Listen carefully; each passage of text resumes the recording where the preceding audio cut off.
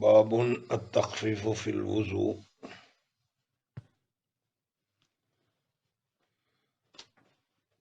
بسم اللہ الرحمن الرحیم۔ الحمد للہ رب العالمین والصلاة والسلام علی سید الانبیاء والمرسلین محمد وآلہ واصحابہ اجمعین، اما بعد۔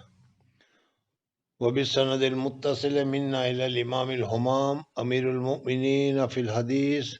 محمد ابن اسماعیل ابن ابراہیم الجوفی البخاری رحمہ اللہ تعالی علیہ ونفعنا اللہ تعالی بعلومہ آمین۔ باب التخفیف فی الوضوء۔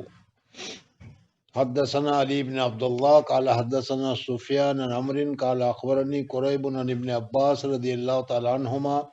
ان النبی صلی اللہ علیہ وسلم نام حتی نفخ ثم صلی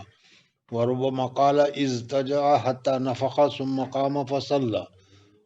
ثم حدثنا به سفيان مرة بعد مرة عن عمرو عن قريب عن ابن عباس قال بت عند خالتي ميمونة ليلة فقام النبي صلى الله عليه وسلم من الليل فلما كان في بعض الليل قام رسول الله صلى الله عليه وسلم فتوضأ من شن معلق وضوءا خفيفا يخففه أمر ويقلله وقام يصلي فتوضأت نحوا مما توضأ ثم جئت فقمت عن يساره وربما قال سفيان عن شماله فحولني فجعلني عن يمينه ثم صلى ما شاء الله ثم اجتدى فنام حتى نفخ ثم أتاه المنادي فآذنه بالصلاة فقام معه إلى الصلاة فصلى ولم يتوضأ قلنا لأمر إن ناسا يقولون إن رسول الله صلى الله عليه وسلم تنام عينه ولا ينام قلبه قال عمرو سمعت عبيد بن عمير يقول رؤيا الأنبياء وحي ثم قرأ إني أرى في المنام أني أذبحك۔ مصنف رحمۃ اللہ تعالی علیہ نے یہاں پر جو باب منعقد کیا ہے اس میں وضو میں تخفیف کو، اختصار کو ذکر کیا ہے۔ یہ مسئلہ تمہارے سامنے پہلے آ گیا تھا کہ جو 4 عضو ہیں ان میں 3 عضووں کو پوری طریقے سے دھونا لازم اور ضروری ہے۔ اگر ایک بال کے برابر بھی خشک رہ جائے گا تو وضو صحیح نہیں ہوگا۔ ایک مرتبہ دھونا فرض ہے، لازم ہے، ضروری ہے، اس کے بغیر فرضیت ادا نہیں ہوگی۔ دو مرتبہ ہر عضو کو الگ الگ پانی کے ذریعے سے دھونا یہ افضل ہے، یہ بہتر ہے۔ اور 3 مرتبہ دھونا یہ مسنون ہے، ہر عضو کو 3 مرتبہ دھونا چاہیے۔ مصنف رحمۃ اللہ علیہ بتاتے ہیں کہ 3 مرتبہ دھونا مسنون ہے، لیکن اگر ایک مرتبہ پر بھی اکتفا کیا جائے تو یہ جائز اور درست ہے، اور اسی کو تخفیف فی الوضو کے ذریعے سے تعبیر کیا ہے۔ اور واقعہ یہ ذکر کیا جو واقعہ پہلے تمہارے سامنے آ چکا تھا کہ حضرت عبداللہ ابن عباس رضی اللہ تعالیٰ عنہ کی عمر تقریباً 10 سال یا 10 سال کے قریب تھی۔ اس وقت حضور اقدس صلی اللہ علیہ وسلم رات کو کیا معمولات ادا کرتے ہیں، رات کو کس طریقے سے وقت گزارتے ہیں، یہ معلوم کرنا چاہیے تھا، لیکن حضور صلی اللہ علیہ وسلم رات کو ازواج مطہرات کے ساتھ رہتے ہیں، اس وجہ سے کوئی ایسا موقع ہر ایک صحابی کو نہیں ملتا تھا۔ حضرت عبداللہ ابن عباس رضی اللہ تعالیٰ عنہ فرماتے ہیں کہ حضرت حضور اقدس صلی اللہ علیہ وسلم کا حضرت میمونہ رضی اللہ تعالیٰ عنہ کے یہاں پر قیام تھا۔ وہ رات حضرت میمونہ رضی اللہ تعالیٰ عنہ کے گھر پر رہنے کی تھی، اور میمونہ میری خالہ ہوتی تھی، اور خالہ کو ہم ماسی کہتے ہیں، ماں کے برابر ہوتی ہے وہ، اس وجہ سے وہ محرم بھی ہے اور یہ چھوٹے بچے بھی تھے۔ اس وجہ سے انہوں نے کہا کہ آج رات کو میں اپنی خالہ کے گھر رہ کر حضور اقدس صلی اللہ علیہ وسلم کے معمولات وغیرہ کی میں نگرانی کروں گا اور دیکھوں گا کہ حضور صلی اللہ علیہ وسلم رات کو گھر میں کیا کرتے ہیں، کتنی عبادت کرتے ہیں، کتنے نوافل پڑھتے ہیں، اور گھر والوں کے ساتھ کس طریقے سے رہتے ہیں۔ ان سارے معمولات کو دیکھنے کے لیے حضرت عبداللہ ابن عباس رضی اللہ تعالیٰ عنہ حضرت میمونہ رضی اللہ تعالیٰ عنہ کے گھر تشریف لے گئے۔ حضور اقدس صلی اللہ علیہ وسلم عشاء کی نماز پڑھ کر آئے، اور آنے کے بعد حضرت میمونہ رضی اللہ تعالیٰ عنہ کے ساتھ بات کی، اور حضرت حضور اقدس صلی اللہ علیہ وسلم اور حضرت میمونہ رضی اللہ تعالیٰ عنہ آرام فرمانے لگے۔ حضرت عبداللہ ابن عمر رضی اللہ تعالیٰ عنہ کو بھی آرام کرنے کے لیے کہا، وہ بھی آرام کرنے لگے۔ یہ پہلے گزر چکا تھا کہ ایک لمبا بستر تھا، گدا تھا، اس گدے کی لمبائی میں حضور اقدس صلی اللہ علیہ وسلم اور حضرت میمونہ رضی اللہ تعالیٰ عنہا نے آرام فرمایا، اور پاؤں کی طرف یا چوڑائی کی طرف حضرت عبداللہ ابن عباس رضی اللہ تعالیٰ عنہ کو لٹا دیا۔ حضرت عبداللہ ابن عباس رضی اللہ تعالیٰ عنہ فرماتے ہیں کہ میں تو صرف معمولات کو دیکھنے کے لیے اور رات کے حالات کو معلوم کرنے کے لیے گیا تھا، اس وجہ سے کیا ہے میں بیدار پڑا رہا اور دیکھتا رہا کہ حضور اقدس صلی اللہ علیہ وسلم کیا کرتے ہیں۔ کہا کہ رات کا کچھ حصہ گزرا، آدھی رات کے قریب وقت گزرا، حضور اقدس صلی اللہ علیہ وسلم کیا ہے نیند سے بیدار ہوئے، اور بیدار ہونے کے بعد حضور اقدس صلی اللہ علیہ وسلم نے قرآن پاک کی آیتیں پڑھی، اور پھر اس کے بعد حضور اقدس صلی اللہ علیہ وسلم وہاں پر ایک مشکیزہ پانی کا بھرا ہوا تھا، وہ لٹک رہا تھا، حضور اقدس صلی اللہ علیہ وسلم اس کے پاس گئے اور جا کر حضور اقدس صلی اللہ علیہ وسلم نے مختصر سا وضو کیا۔ مختصر سا وضو کرنے کا مطلب یہ ہے کہ ہر عضو کو ایک مرتبہ پوری طریقے سے دھویا، 2 مرتبہ یا 3 مرتبہ کا مبالغہ حضور اقدس صلی اللہ علیہ وسلم نے نہیں فرمایا، اور اس طریقے سے وضو کرنے کے بعد حضور اقدس صلی اللہ علیہ وسلم نوافل پڑھنے کے لیے، تہجد پڑھنے کے لیے کھڑے ہو گئے۔ میں بھی اپنے بستر سے اٹھا، اور اٹھنے کے بعد جس طریقے سے حضور اقدس صلی اللہ علیہ وسلم نے اختصار کے ساتھ وضو کیا تھا، ایک ایک عضو کو ایک ایک مرتبہ دھویا تھا، اسی طریقے سے میں نے بھی اپنے عضو کو وضو کے اعضاء کو ایک ایک مرتبہ دھویا، اور ایک ایک مرتبہ دھونے کے بعد حضور اقدس صلی اللہ علیہ وسلم تہجد میں کھڑے تھے، نماز پڑھ رہے تھے، میں جا کر حضور اقدس صلی اللہ علیہ وسلم کی بائیں طرف کھڑا ہو گیا۔ یہ مسئلہ معلوم ہے کہ ایک مقتدی ہو تو اس کو امام کی داہنی طرف اور امام کے کیا ہے قدم کے پیچھے ان کو کھڑا رہنا چاہیے، چونکہ یہ غلط جگہ پر کھڑے ہو گئے تھے، داہنی طرف کھڑے ہونے کی جگہ پر یہ بائیں طرف کھڑے ہو گئے تھے۔ اس وجہ سے حضور اقدس صلی اللہ علیہ وسلم نے نماز ہی کی حالت میں اس طریقے سے ان کے بائیں طرف ہاتھ لے جا کر ان کے کان کو پکڑا، اور کان کو پکڑنے کے بعد حضور صلی اللہ علیہ وسلم نے اس طریقے سے پیچھے لا کر دائیں طرف کھڑا کر دیا۔ آگے اگر لاتے تو امام سے آگے بڑھنے کی وجہ سے ان کی نماز ٹوٹ جاتی، اس وجہ سے حضور صلی اللہ علیہ وسلم نے پیچھے ہی سے ان کو کیا ہے آگے لا کر دائیں طرف میں کھڑا کر دیا۔ کان کی لو اس لیے پکڑی کہ آسانی سے سمجھ میں آ جائے اس کو کہ یہاں سے ہٹ کر ادھر جانا ہے، اور یہ بھی وجہ ہو سکتی ہے کہ چونکہ ان کو چھوٹے بچے تھے اور نیند سے اٹھ کر آئے تھے، اس وجہ سے کہیں نیند نہ آ جائے، اس وجہ سے نیند کو دور کرنے کے لیے حضور اقدس صلی اللہ علیہ وسلم نے ان کے دانے کان کو پکڑ کر ذرا کیا ہے مسلا، اور مسلنے کے بعد ان کو داہنی طرف کھڑا کر دیا، اور پھر کھڑا کرنے کے بعد حضور اقدس صلی اللہ علیہ وسلم نے نماز پڑھی، اور یہ تہجد حضور اقدس صلی اللہ علیہ وسلم نے پڑھی، اور کتنی رکعتیں پڑھی گئی وہ بھی تمہارے سامنے دوسری حدیثوں میں بھی آئے گا۔ فقام یصلی فتوضأت نحوا مما توضأ ثم جئت فقمت عن یسارہ، اور حضرت سفیان کی روایت میں ہے کہ بعض مرتبہ انہوں نے شمال کا لفظ کہا، یسار کا لفظ کہو یا شمال کا لفظ کہو، دونوں ترجمے کے اعتبار سے ایک ہی ہے، لیکن استاد سے جو لفظ انہوں نے سنے ہو، یہ محدثین کے اسی الفاظ کو بیان کرنا ہوتا ہے، اس وجہ سے حضرت سفیان نے کبھی شمال کا لفظ کہا، کبھی یسار کا لفظ کہا۔ فحولنی، پر حضور صلی اللہ علیہ وسلم نے مجھے بائیں طرف سے دائیں طرف میں ہٹا دیا۔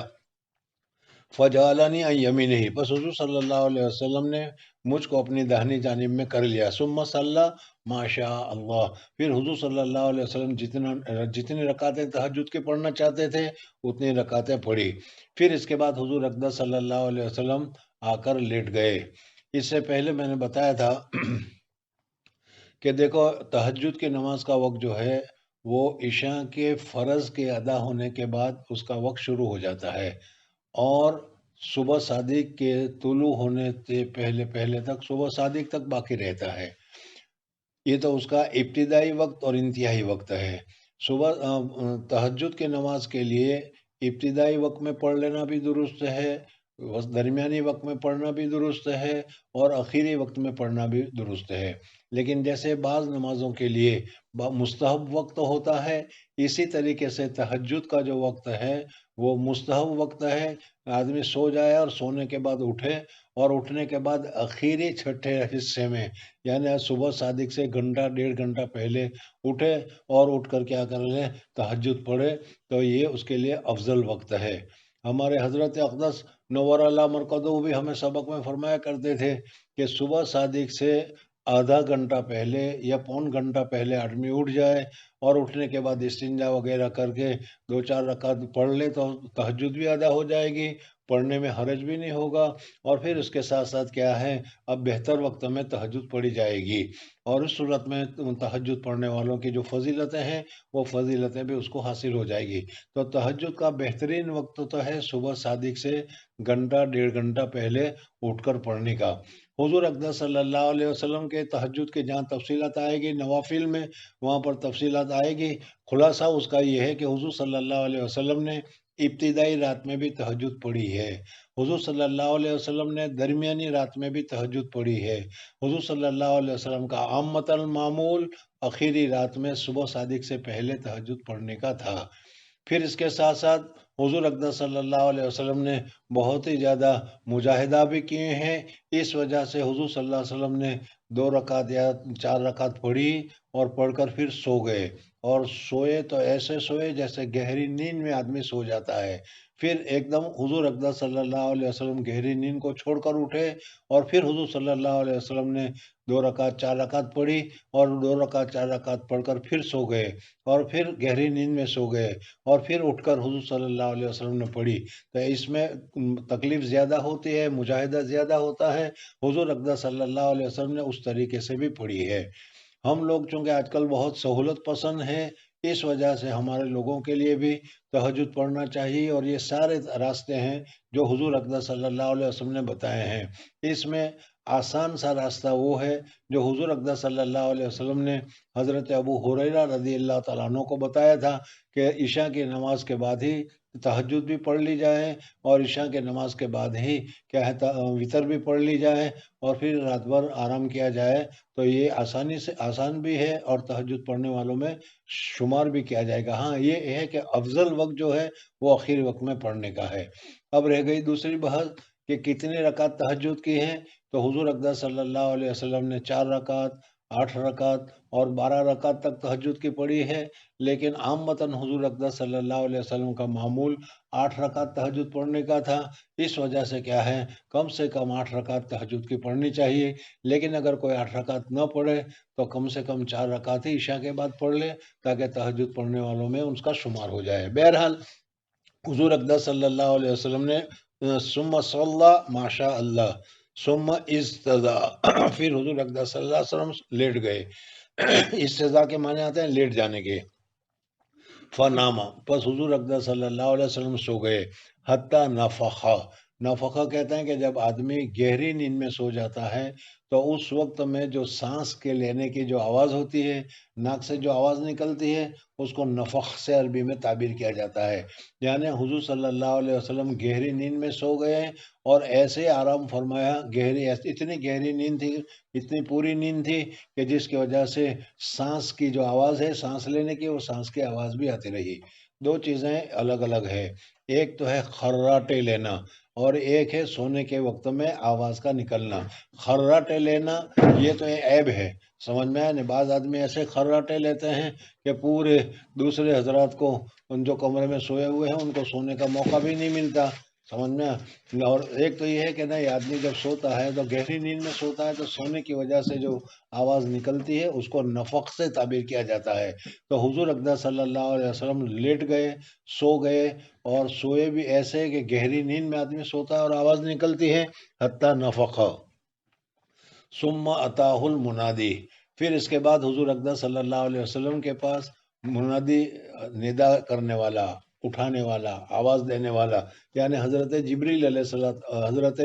بلال رضی اللہ تعالیٰ عنہ تشریف لائے، اس وجہ سے کہ حضرت بلال رضی اللہ تعالیٰ عنہ کا معمول تھا کہ وہ اذان دیتے تھے، اور اذان دینے کے بعد پھر جب جماعت کا وقت قریب ہو جاتا تھا تو حضور اقدس صلی اللہ علیہ وسلم کے پاس اطلاع کرنے کے لیے تشریف لایا کرتے تھے۔ اسی سے فقہا نے یہ مسئلہ بھی ثابت کیا ہے کہ اگر کوئی آدمی اپنے اٹھانے کے لیے یا نماز کی یاد دہانی کے لیے اگر کسی کو مقرر کرتا ہے اور وہ اس کو بلاتا ہے اور اٹھاتا ہے تو یہ جائز اور درست ہے۔ حضور صلی اللہ علیہ وسلم کے پاس حضرت بلال رضی اللہ تعالیٰ عنہ آئے، فآذنہ، اور آ کر انہوں نے حضور اقدس صلی اللہ علیہ وسلم کو اطلاع دی، آواز دی کہ چلیے نماز کا وقت قریب ہو گیا۔ حضور اقدس صلی اللہ علیہ وسلم کھڑے ہو گئے ان کے ساتھ نماز کی طرف، اور فصلى، اور حضور صلی اللہ علیہ وسلم نے نماز پڑھی۔ اب یہاں پر حضور صلی اللہ علیہ وسلم نے آخری نماز پڑھی، اور آخری نماز پڑھ کر لیٹ گئے، اور لیٹے بھی تو گہری نیند میں لیٹ گئے۔ یہ مسئلہ وضو کے توڑنے والی چیزوں میں آئے گا کہ نوم یعنی سونا یہ ناقض للوضو ہے یا ناقض للوضو نہیں ہے، سمجھ میں آیا؟ ایک تو ہوتا ہے اونگنا، خاموں کا جھوکے لگانا، سمجھ میں آیا؟ اس قسم کے جھوکے لگانے کی وجہ سے تو وضو نہیں ٹوٹتا، لیکن اگر کوئی آدمی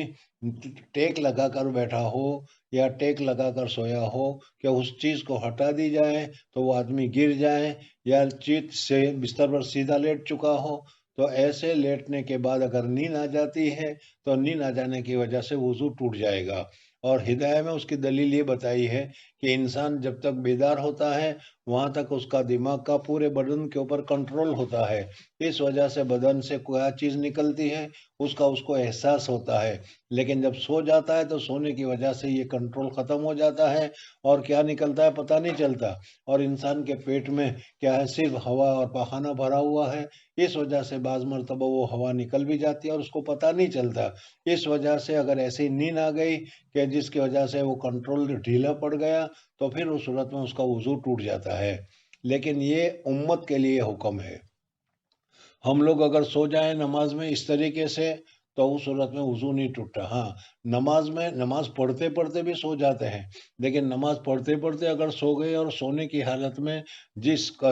رکن میں تم سو گئے ہو، رکوع کرنے کی حالت میں سو گئے ہو، سجدہ کرنے کی حالت میں سو گئے ہو، اور سجدہ کرنے کا جو مسنون طریقہ ہے اس مسنون طریقہ پر لیٹے ہوئے ہو کہ تمہارے دونوں کوہنیاں بھی زمین پر نہیں لگی ہے، زمین سے اٹھی ہوئی ہے، پیٹ بھی ران کے اوپر نہیں لگا ہوا ہے، تو اس صورت میں تمہارا وضو نہیں ٹوٹے گا۔ کیوں؟ اس لیے کہ ابھی تمہارا دماغ کا کنٹرول باقی ہے، بدن ڈھیلا نہیں پڑا۔ اگر بدن ڈھیلا پڑا ہوا ہوتا تو پھر تمہارے ہاتھ زمین پر لگ جاتے، تمہارا پیٹ کیا ہے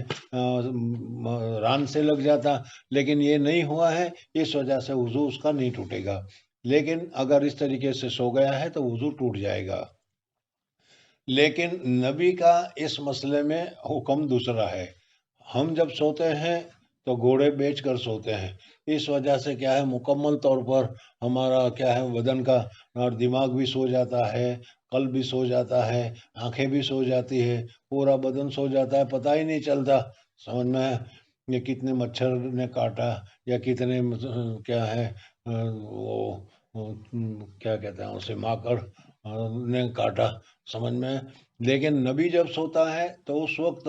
اس کی صرف آنکھیں سوتی ہے اور دل اس کا متحرک رہتا ہے، دل اس کا بیدار رہتا ہے، اللہ تبارک و تعالیٰ کے ساتھ اس کا کنیکشن باقی رہتا ہے۔ اور وجہ اس کی یہ ہے کہ جس وقت بھی کس وقت وحی آئے یہ کچھ پتہ نہیں ہے، تو اس وجہ سے اگر سونے کی حالت میں بھی اگر وحی آ جائے تو وحی کے وقت میں اگر دل غافل ہوگا تو وہ وحی کو ایکسیپٹ نہیں کرے گا، وحی کو یاد نہیں رکھے گا، اس وجہ سے نبی جب سوتا ہے تو اس کا دل بیدار ہوتا ہے، اس کی آنکھیں سوتی ہے۔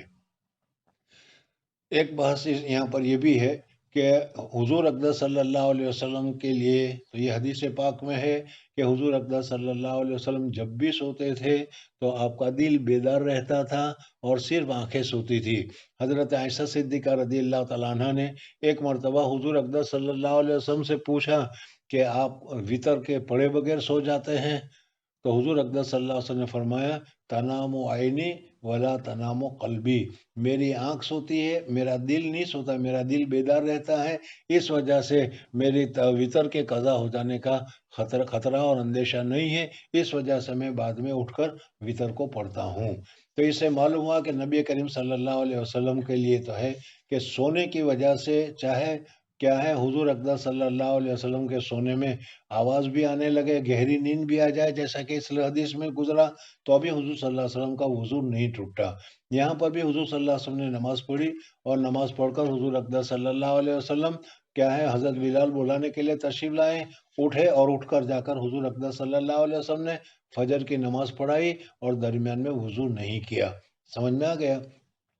تو بات یہ چل رہی تھی کہ سارے انبیاء کا یہ حال ہے یا صرف حضور اقدس صلی اللہ علیہ وسلم کا یہ حال ہے؟ تو صحیح قول یہ ہے کہ سارے انبیاء کی یہ خصوصیت ہے کہ جب انبیاء سوتے ہیں تو اس وقت ان کا دل نہیں سوتا، دل بیدار ہوتا ہے، دل کا تعلق اللہ تبارک و تعالیٰ کے ساتھ باقی رہتا ہے۔ اس وجہ سے کیا ہے دل کے بیدار رہنے کی وجہ سے، دل کے حاضر رہنے کی وجہ سے کیا ہے ان کا وضو نہیں ٹوٹتا۔ حضور اقدس صلی اللہ علیہ وسلم کا وضو بھی نہیں ٹوٹا۔ بہرحال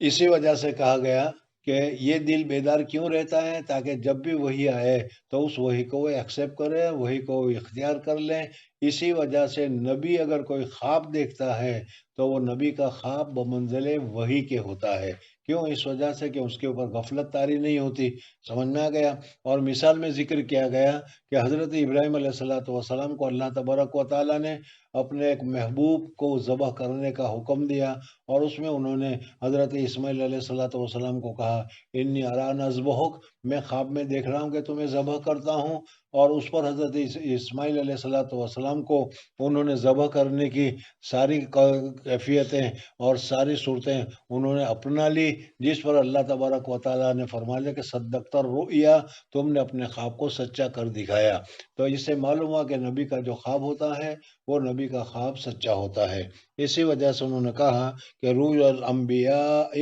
وحی، نبی کا خواب دیکھنا وہی ہوتا ہے۔ پھر پڑھا انہوں نے انی ارا فی المنام انی اذبحک، میں خواب میں تمہیں دیکھ رہا ہوں کہ میں تمہیں ذبح کر رہا ہوں۔ تو اس سے معلوم ہوا کہ نبی جو دیکھتا ہے، خواب جو دیکھتا ہے وہ ان کا خواب صحیح ہوتا ہے، دل میں غفلت نہیں ہوتی، اس وجہ سے خواب میں کوئی کیا ہے دوسرا مسئلہ نہیں ہوتا، بلکہ جو وحی نازل کی گئی ہے وہی ہوتا ہے۔ یہاں پر اب ایک اشکال باقی رہ جاتا ہے، اور وہ آپ کے سمجھ میں آیا بھی ہوگا کہ حضور اقدس صلی اللہ علیہ وسلم نے فرمایا کہ میں سوتا ہوں تو میرا دل بیدار ہوتا ہے، میری آنکھیں صرف سوتی ہے۔ سمجھ میں آئے؟ تو پھر حضور اقدس صلی اللہ علیہ وسلم کو لیلۃ التعریس کے موقع پر حضور اقدس صلی اللہ علیہ وسلم کی نماز قضا کیسے ہوئی؟ لیلۃ التعریس یعنی ایک مرتبہ حضور اقدس صلی اللہ علیہ وسلم صحابہ کرام رضوان اللہ تعالیٰ علیہ مجمعین کے ساتھ جہاد کے لیے تشریف لے گئے تھے، اور جب واپس ہو رہے تھے تو واپس میں جہاد سے تھکان کی وجہ سے، پھر رات بھر چلنے کی وجہ سے سارے کے سارے تھک گئے، اور اس تھکنے کی وجہ سے حضور صلی اللہ علیہ وسلم نے سمجھا کہ کچھ دیر سستا لینا چاہیے، کچھ دیر آرام کر لینا چاہیے، تاکہ آئندہ پھر چلنے میں چستی پیدا ہو جائے، اور پھر کیا ہے طاقت پیدا ہو جائے، اور آگے کا سفر کرنا آسان ہو جائے۔ اس وجہ سے حضور اقدس صلی اللہ علیہ وسلم نے صحابہ کرام رضوان اللہ تعالیٰ علیہ مجمعین سے کہا کہ بھائی ہمارا اس وقت کچھ آرام کرنے کا ارادہ ہے، تعریس کا ارادہ ہے، تو ہمیں نماز کے لیے کون اٹھائے گا؟ روایت میں آتا ہے کہ حضرت بلال رضی اللہ تعالیٰ عنہ نے اس وقت کہہ دیا انا یا رسول اللہ۔ سمجھ میں آ گیا؟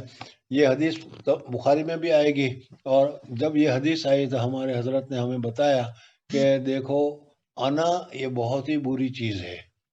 اچھے موقع پر بھی انا کہو گے تو بھی اس انا کی برائی کا احساس ضرور ہوگا۔ حضرت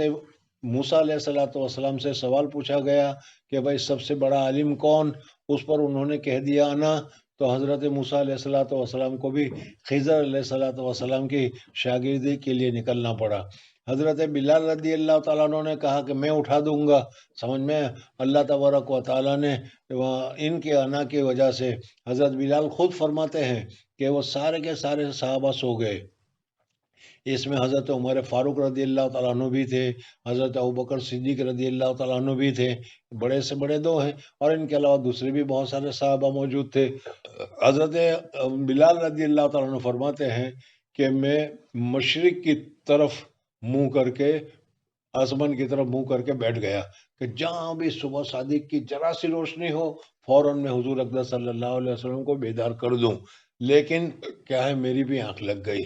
اور آنکھ لگ گئی تو وہ بھی سو گئے، حضور اقدس صلی اللہ علیہ وسلم بھی سو گئے، اور سارے کے سارے صحابہ کرام رضوان اللہ تعالیٰ علیہ مجمعین سو گئے. سوئے تو ایسے سوئے کہ صبح صادق بھی ہو گئی، فجر کی نماز کا پورا وقت بھی ختم ہو گیا، اور سورج بھی نکل آیا، اور سورج کے نکلنے کی وجہ سے سورج کی کرن حضور اقدس صلی اللہ علیہ وسلم کے چہرے مبارک پر پڑی، تو حضور اقدس صلی اللہ علیہ وسلم کی آنکھ کھل گئی، اور حضور اقدس صلی اللہ علیہ وسلم نے آنکھ کھولنے کے بعد صحابہ کو اٹھایا، حضرت بلال کو بھی پوچھا، اور حضرت بلال رضی اللہ تعالیٰ عنہ نے معذرت کی کہ یا رسول اللہ صلی اللہ علیہ وسلم، میں نے تو بہت ہی اہتمام کیا تھا لیکن یہ ہو گیا. تو حضرت فرماتے ہیں، جس پر میں نے کہوں، حضرت فرماتے ہیں کہ دیکھو، انا کبھی دل میں آنے نہیں دینا چاہیے. انا کا لفظ ایسا ہے کہ میں ہوں، میں کروں گا، میں کروں گا. یہ میں جو ہے، اپنے آپ کو بڑا سمجھنا، اپنے آپ کو اونچا سمجھنا، یہ تکبر کی علامت ہے. اس کی نحوست کیا ہے، ختم نہیں ہوتی. نحوست کچھ نہ کچھ باقی رہتی ہے، جیسے حضرت موسیٰ علیہ الصلوۃ والسلام کے واقعے میں، اور یہاں پر حضور صلی اللہ علیہ وسلم کی نماز کے قضا کے سلسلے میں نے ذکر کیا. جہاں یہ لیلۃ التعریض کی نماز کے قضا کا مسئلہ آئے گا وہاں تفصیل آئے گی. حضرت نے ہمیں یہ بھی بتایا وہاں پر کہ دیکھو، آج کل لوگ اشکال کرتے ہیں کہ ایک ادنا درجے کے کسی شیخ سے کوئی آدمی بیعت ہو جاتا ہے، تو بیعت ہونے کے بعد سمجھ میں اس کو اتنا فائدہ ہوتا ہے، اور وہ اتنا مستعد اور اتنا کیا ہے پکا ہو جاتا ہے کہ وہ کہتا ہے کبھی میری تہجد فوت نہیں ہوئی، کبھی میری کیا ہے تکبیر اولیٰ فوت نہیں ہوئی. پھر حضور اقدس صلی اللہ علیہ وسلم اتنے اونچے ہونے کے باوجود حضور صلی اللہ علیہ وسلم کی نماز کیسے قضا ہوئی؟ تو اصل جواب تو وہاں آئے گا. خلاصہ اس کا یہ ہے کہ حضور اقدس صلی اللہ علیہ وسلم کے لیے بعض مرتبہ اللہ تبارک و تعالیٰ کی طرف سے ایسے کام کرائے جاتے ہیں جو منصب نبوت کے خلاف نہیں ہوتے، جو منصب نبوت کے معارض نہیں ہوتے. ایسے کام کرائے جاتے ہیں تاکہ دوسروں کے لیے سنت بن جائے. اس وقت بھی اگر کوئی آدمی جس کی نماز گئی ہو اور وہ کہے کہ میرے حبیب پاک صلی اللہ علیہ وسلم نے کیا کیا ہے، تو اس وقت وہ دیکھے گا کہ حضور صلی اللہ علیہ وسلم کی نماز قضا ہوئی تھی، لیکن قضا ہونے کے بعد حضور صلی اللہ علیہ وسلم نے مکروہ وقت کے ختم ہوتے ہی فوراً اس قضا کو ادا کر لیا. تو اس لوگوں کو حضور صلی اللہ علیہ وسلم کے طریقے میں ایک سنت مل جائے، اس وجہ سے حضور اقدس صلی اللہ علیہ وسلم سے نماز قضا کرائی گئی. تو سوال یہاں پر یہ پیدا ہو رہا تھا کہ حضور اقدس صلی اللہ علیہ وسلم تو فرماتے ہیں کہ میرا دل بیدار ہوتا ہے، میری آنکھ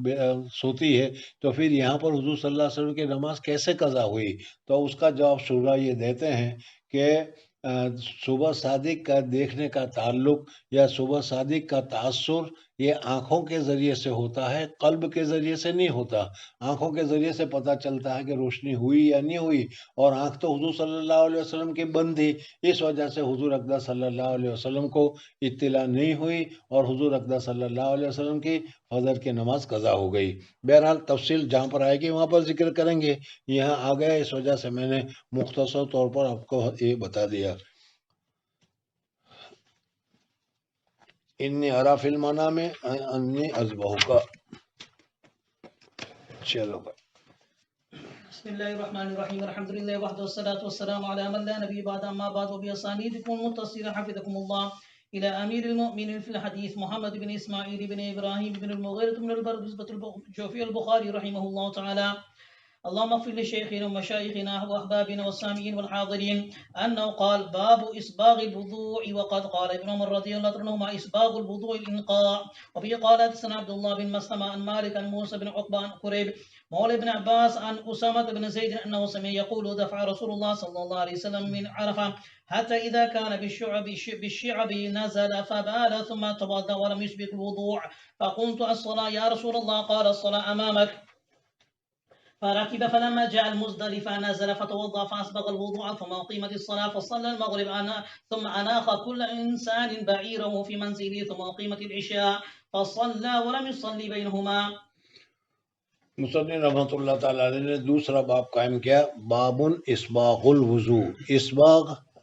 اس کے معنی کیا ہے؟ اسباغ کے معنی لغوی معنی تو آتے ہیں اتمام کے، یعنی پورا کرنا، سمجھنا ہے، وضو میں پورا وضو کرنا چاہیے، ہر عضو کو پانی ہر عضو میں ہر جگہ پر پانی پہنچانا چاہیے، اگر ایک بال کے برابر بھی خشک رہ جائے گا تو وضو نہیں ہوگا، یہ معنی ہے۔ یہاں پر مصنف رحمۃ اللہ تعالی علیہ نے اسباغ کا باب جو منعقد کیا، اس کی وجہ یہ ہے کہ اسباغ کے معنی کیا ہے۔ اسباغ کا ایک معنی تو میں نے ابھی بیان اتمام کا، اور دوسرا معنی ہے ملنا، یعنی رگڑنا، اور رگڑ کر اچھی طریقے سے پانی بہانا اور اچھی طریقے سے پانی دھونا، یہ بھی اس کے معنی میں آتا ہے۔ تو امام بخاری رحمۃ اللہ تعالی علیہ نے ابن عمر رضی اللہ تعالیٰ عنہ کا مقولہ ساتھ میں ذکر کیا کہ اسباغ الوضو یہ انقاء ہے، رگڑنا، دلق مل کر کیا ہے اچھی طریقے سے پانی کو بہانا اور پانی کو دہانا، یہ مطلب ہے۔ بہرحال یہاں پر امام بخاری رحمۃ اللہ علیہ نے اسباغ کو ذکر کیا۔ اسباغ کی 3 کہو یا 4 قسمیں ہیں۔ ایک قسم تو یہ ہے اسباغ کی کہ ہر عضو پر ایک مرتبہ پانی اس طریقے سے بہایا جائے کہ ایک بال کے برابر بھی خشک نہ رہے، یہ اسباغ کا، جیسا میں نے ابھی تھوڑی دیر پہلے بتایا تھا کہ یہ اسباغ فرض ہے، لازم ہے، ضروری ہے، اس کے ادا کیے بغیر فرض ادا نہیں ہوگا، وضو صحیح نہیں ہوگا۔ اس وجہ سے ہر عضو کو ایک مرتبہ دھونا یہ ضروری ہے، یہ اسباغ کی ایک قسم ہے۔ دوسرا ہے اسباغ کی دوسری صورت کہ ہر عضو کو 2 مرتبہ دھونا، اور اسباغ کی ایک تیسری صورت ہے کہ تسلیس، ہر عضو کو 3 مرتبہ دھونا، یہ بھی اسباغ میں داخل ہے۔ اور اسی طریقے سے دلق کرنا، ملنا، ایک تو ہے صرف پانی ڈالنا، اور ایک بار ہاتھ کو رگڑنا بھی کیا ہے، ہاتھ کو رگڑ کر دھونا، یہ بھی اسباغ میں داخل ہے۔ تو مصنف رحمۃ اللہ تعالی علیہ یہاں اسباغ الوضو کو تمہارے سامنے ذکر کر رہے ہیں، اور اس میں حضرت عبداللہ ابن عباس رضی اللہ تعالیٰ عنہ کے آزاد کردہ غلام قریب مولا ابن عباس ان اسامہ بن زید انہ سمع یقول دفع رسول اللہ صلی اللہ علیہ وسلم من عرفہ، حضور اقدس صلی اللہ علیہ وسلم نے اپنی زندگی میں ایک ہی حج کیا ہے، اور اس حج کو حجۃ الوداع سے تعبیر کیا جاتا ہے کہ مدینہ منورہ سے جانے کے بعد حضور اقدس صلی اللہ علیہ وسلم نے ایک ہی حج کیا، اس حج کو حجۃ الوداع کہتے ہیں۔ اس حجۃ الوداع کی پوری تفصیل تو کتاب الحج میں آئے گی، لیکن اس کا خلاصہ یہ ہے کہ حضور اقدس صلی اللہ علیہ وسلم نے عرفات کے میدان میں قیام فرمایا، اور پھر اس کے بعد وہاں سے سورج غروب ہو گیا، تو سورج کے غروب ہونے کے بعد عرفات کے میدان سے حضور اقدس صلی اللہ علیہ وسلم نکلے اور مزدلفہ پہنچے۔ تو راستے میں حضرت پہلی مرتبہ جب عرفات کے میدان سے نکلے تو اس وقت حضور اقدس صلی اللہ علیہ وسلم کے ساتھ اونٹ کے اوپر حضرت اسامہ ابن زید رضی اللہ تعالیٰ عنہ حضور اقدس صلی اللہ علیہ وسلم کے ساتھ ڈبل سیٹ پر سوار تھے۔ تو حضرت اسامہ کہتے ہیں کہ جب عرفات سے نکلے تو ایک وادی میں پہنچے، اور جب ایک وادی میں پہنچے تو حضور صلی اللہ علیہ وسلم نے اونٹ کو کھڑا کیا، اور پھر وہاں سے حضور صلی اللہ علیہ وسلم نیچے اترے۔ نیچے اترنے کے بعد حضور اقدس صلی اللہ علیہ وسلم نے استنجا کیا، اور استنجا کرنے کے بعد خفیف سا وضو کیا، ہلکا سا وضو کیا، یعنی ہر عضو کے ایک ایک مرتبہ دھویا، پوری طریقے سے کیا ہے 3 مرتبہ یا اسباغ کے ساتھ حضور اقدس صلی اللہ علیہ وسلم نے وضو نہیں کیا۔ اور جب حضور صلی اللہ علیہ وسلم ایک خفیف طور پر وضو کر کے جب تشریف لائے تو میں نے سمجھا کہ وضو کیا ہے، تو نماز کا وقت ابھی مغرب پڑھی نہیں ہے، اس لیے کہ عرفات کے میدان سے نکلے ہیں، غروب کے بعد نکلے ہیں، اور ابھی مغرب پڑھی نہیں ہے، اس وجہ سے حضور صلی اللہ علیہ وسلم مغرب پڑھیں گے۔ تو میں نے کہا کہ الصلاۃ یا رسول اللہ صلی اللہ علیہ وسلم مغرب کی نماز پڑھیں گے؟ تو حضور اقدس صلی اللہ علیہ وسلم نے فرمایا الصلاۃ امامک، نماز ابھی آگے جا کر پڑھنا ہے، مزدلفہ میں جا کر پڑھنا ہے۔ اور یہ مسئلہ تو تمہیں معلوم ہے کہ ہر نماز، مغرب کی نماز کو سورج کے غروب ہونے کے بعد پڑھنا چاہیے، اور سورج کے غروب ہونے کے بعد جلدی سے پڑھنا یہ افضل اور بہتر ہے۔ لیکن عرفہ کے دن عرفہ میں غروب تک عرفات کے میدان سے نکلنا جائز نہیں ہے، اور جب عرفات کے میدان سے غروب کے بعد نکلا جائے گا تو راستے میں مغرب پڑھنا درست نہیں ہے، بلکہ ان کو مزدلفہ میں جا کر پڑھنا چاہیے۔ اس وجہ سے اس وقت وہاں مزدلفہ میں 2 نمازیں پڑھی جاتی ہے، جمع تاخیر کے ساتھ، ایک مغرب کی نماز دوسری عشاء کی نماز۔ اس وجہ سے حضور اقدس صلی اللہ علیہ وسلم نے فرمایا الصلاۃ امامک، نماز تمہارے سامنے ہے۔ حضرت اسامہ کہتے ہیں کہ دفع رسول اللہ صلی اللہ علیہ وسلم من عرفات، حضور اقدس صلی اللہ علیہ وسلم نے کچھ فرمایا عرفات سے، یہاں تک کہ جب کہ آئے کان بالشاب، ایک وادی کے پاس، نزل، حضور اقدس صلی اللہ علیہ وسلم اپنی سواری سے اترے، فبال، اور حضور اقدس صلی اللہ علیہ وسلم نے پیشاب فرمایا، ثم توضع، پھر حضور صلی اللہ علیہ وسلم نے وضو کیا، ولم یسبغ الوضو، اور حضور اقدس صلی اللہ علیہ وسلم نے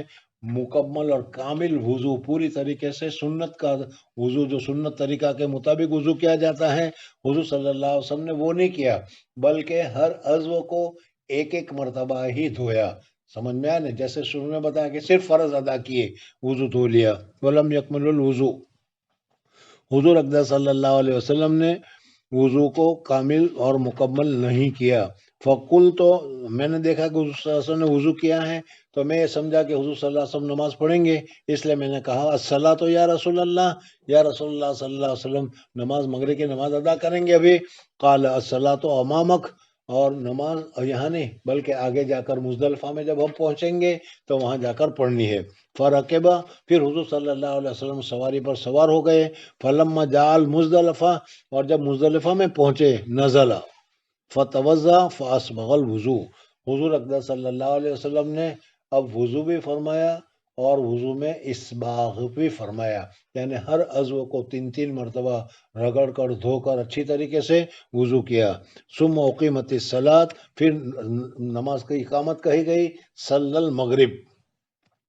ثم اناخ کل انسان بعیرہ، ہر ایک آدمی نے اپنی اپنی گاڑیوں کو پاک کیا، ہر ایک انسان نے اپنے اپنے اونٹوں کو اچھی جگہ پر باندھ دیا، اور باندھنے کے بعد پھر اقیمت العشاء، عشاء کی اقامت کہی گئی، فصلی، اور ولم یصلی بینہما، اور ان دونوں نمازوں کے درمیان میں کوئی سنن اور نوافل وغیرہ نہیں پڑھی۔ بہرحال اس حدیث سے حضور اقدس صلی اللہ علیہ وسلم کا اسباغ کرنا اور ایک مرتبہ بغیر اسباغ کے وضو کرنا، یعنی ایک مرتبہ ہر عضو کو دھونا، یہ دونوں یہاں پر معلوم ہوا، اس سے امام بخاری رحمۃ اللہ تعالیٰ علیہ نے اپنے ترجمۃ الباب کو ثابت کیا۔ اب مسئلہ دوسرا جو ہے وہ ضمن آیا، اور وہ یہ ہے کہ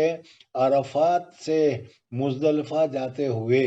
راستے میں اگر کسی آدمی نے مغرب کی نماز ادا کر لی تو پھر اس کو مزدلفہ میں جا کر دوبارہ یہ ادا کرنا پڑے گا یا نہیں، اس وجہ سے کہ مغرب کی نماز تو وہاں مزدلفہ میں پڑھنی ہے، سمجھ میں آیا؟ یا دوسرا یہ کہ اگر کوئی آدمی ٹریفک کی وجہ سے ایسے رک گیا کہ صبح صادق تک وہ مزدلفہ میں نہیں پہنچ سکا، جیسا عامةً آج کل ایسا ہوتا ہے، تو پھر اس صورت میں اگر وہ راستے میں پڑھ لے تو درست ہوگی یا نہیں، یہ دونوں کے دونوں مسائل کتاب الحج میں ہمارے سامنے آئیں گے، اس وقت وہاں پر بیان کریں گے۔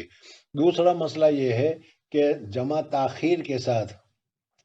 یہ تو مسئلہ معلوم ہے تمہیں کہ عرفات کے میدان میں جمع تقدیم کے ساتھ نماز پڑھی جاتی ہے، یعنی ظہر کے وقت میں ظہر اور عصر دونوں پڑھی جاتی ہے، اور مزدلفہ میں عشاء کے وقت میں جمع تاخیر کے ساتھ نماز ہوتی ہے، یعنی مغرب کی نماز اور عشاء کی نماز دونوں عشاء کے وقت میں پڑھی جاتی ہے، یہ اس دونوں نمازوں کا وقت بھی وہی ہے اور اسی طریقے سے پڑھنا چاہیے بھی۔ تو اس صورت میں اگر کسی آدمی نے کیا ہے جمع تاخیر کے ساتھ نماز پڑھی تو اس جمع تاخیر کے ساتھ نماز پڑھنے میں مغرب کی سنتیں پڑھی جائے گی یا مغرب کی سنتیں نہیں پڑھی جائے گی۔ اس حدیث سے معلوم ہوا کہ حضور صلی اللہ علیہ وسلم نے مغرب کی نماز پڑھی اور مغرب کی نماز پڑھنے کے بعد عشاء کی نماز پڑھی اور درمیان میں کوئی سنن وغیرہ نہیں پڑھی، سمجھ میں آ گیا؟ ہاں، پھر عشاء کی نماز کے پڑھنے کے بعد چونکہ وہ مزدلفہ کی رات ہے اور مزدلفہ کی رات بھی عبادت کی رات ہے، اس وجہ سے نوافل پڑھنا چاہو، تسبیحات پڑھنا چاہو، دعا کرنا چاہو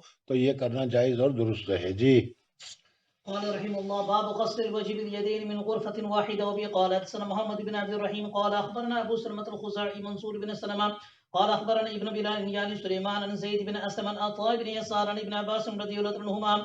أنه توضأ فغسل وجهه، أخذ غرفة من ماء فتمضمض بها واستنشق، ثم أخذ غرفة من ماء فجعل بها هكذا أضافها إلى يده الأخرى فغسل بها وجهه، ثم أخذ غرفة من ماء فغسل بها يده اليمنى، ثم أخذ غرفة من ماء فغسل بها يده اليسرى، ثم مسح برأسه، ثم أخذ غرفة من ماء فرش على رجله اليمنى، حتى غسل ثم أخذ غرفة أخرى فغسل بها يعني رجله اليسرى ثم قال هكذا رأيت رسول الله صلى الله عليه وسلم يتوضأ. مصنف رحمۃ اللہ تعالیٰ علیہ نے ترجمۃ الباب قائم کیا، غسل الوجہ بالیدین، چہرے کو دونوں ہاتھوں کے ذریعے سے دھویا جائے گا، اور چہرہ دھوتے وقت دونوں ہاتھوں کو لگانا یہ سنت ہے۔ اگر اصل میں یہاں پر جو مسئلہ ہے اس کو سمجھنے کے لیے ذرا حالات کو بھی سمجھنا ضروری ہے۔ آج کل تو ہمارے یہاں عامةً وضو کرنے کا جو طریقہ ہے اور وضو کرنے کا جو دستور ہے وہ یہ ہے کہ ہم کیا ہے نل کھول دیتے ہیں اور نل کے ذریعے سے کیا ہے وضو کرتے ہیں۔ صحابہ کرام رضوان اللہ تعالیٰ علیہ مجمعین کے زمانے میں اس طریقے سے نل کے ذریعے سے یا لوٹے کے ذریعے سے وضو کرنے کا دستور نہیں تھا، بلکہ کوئی برتن میں، تپیلی میں، لگان میں یا ایسے کوئی بڑے برتن میں پانی لے لیا جاتا تھا اور اس میں ہاتھ ڈال کر یا اس میں سے پانی لے کر، ہاتھ سے پانی لے کر کیا ہے وضو کیا جاتا تھا۔ تو اس وجہ سے اس طریقے کو سمجھو گے تو یہاں پر یہ سمجھ میں آئے گا کہ حضور اقدس صلی اللہ علیہ وسلم نے برتن سے ایک چلو پانی لیا۔ سمجھ میں آنے ایک چلو سے اگر تم چہرہ دھو گے تو پوری طریقے سے چہرہ نہیں دھو سکو گے، سمجھ میں آنے۔ اس وجہ سے حضور صلی اللہ علیہ وسلم نے جب پانی لیا تو ایک چلو پانی لے کر دوسرا ہاتھ ہے اس کے ساتھ اس طریقے سے ملا لیا، اور ملانے کے بعد پھر حضور اقدس صلی اللہ علیہ وسلم نے چہرے کو اس کے ذریعے سے دھویا۔ تو یہ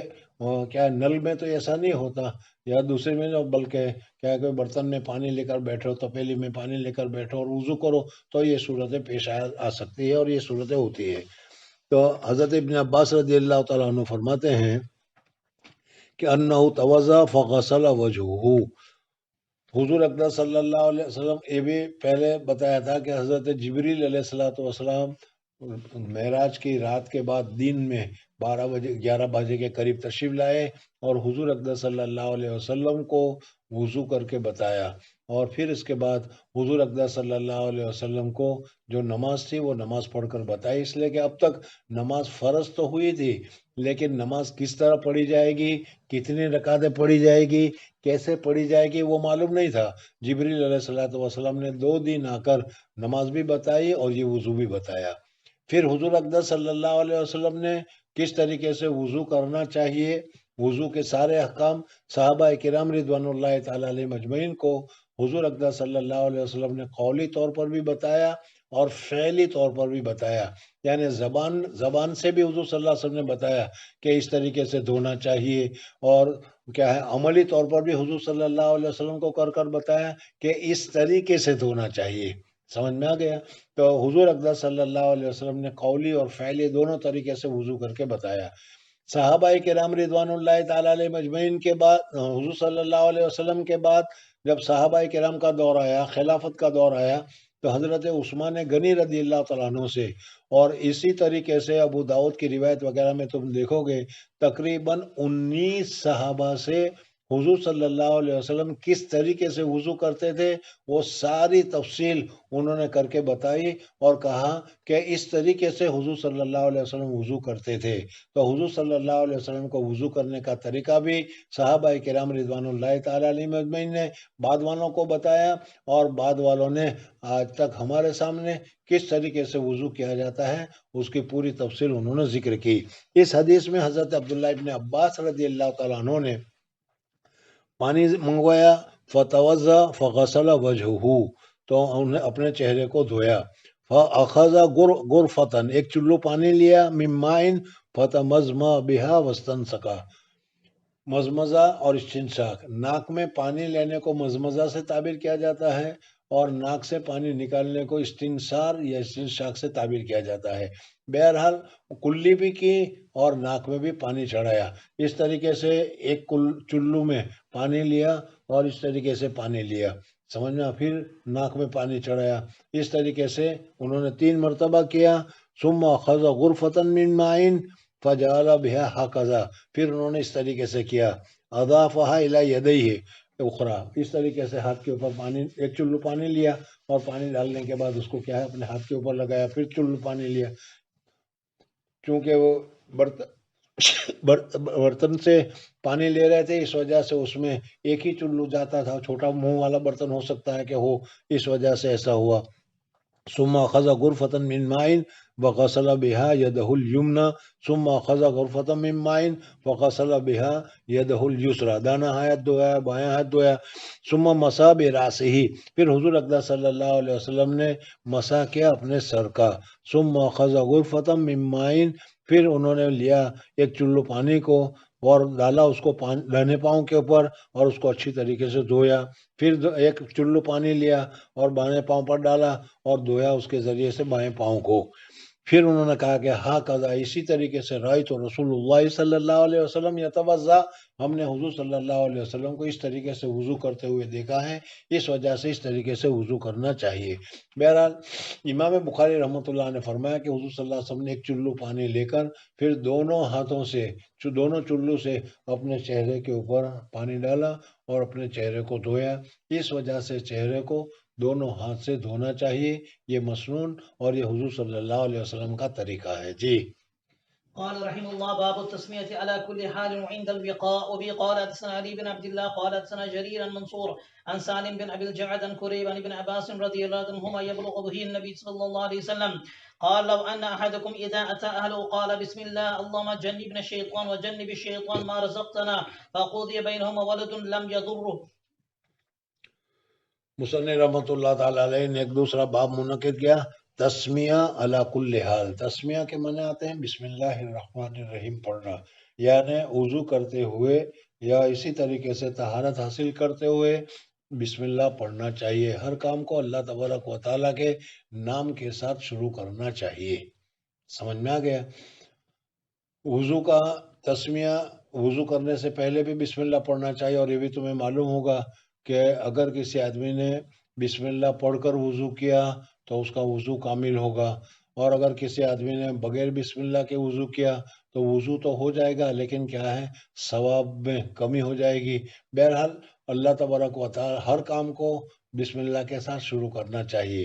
یہاں امام بخاری رحمۃ اللہ تعالی علیہ نے کہا التسمیۃ علی کل حال، ہر حالت میں بسم اللہ پڑھنا چاہیے۔ یہاں پر ایک اور بحث ہے جو یاد رکھنے کی ضرورت ہے، اور وہ یہ ہے کہ امام بخاری رحمۃ اللہ تعالی علیہ نے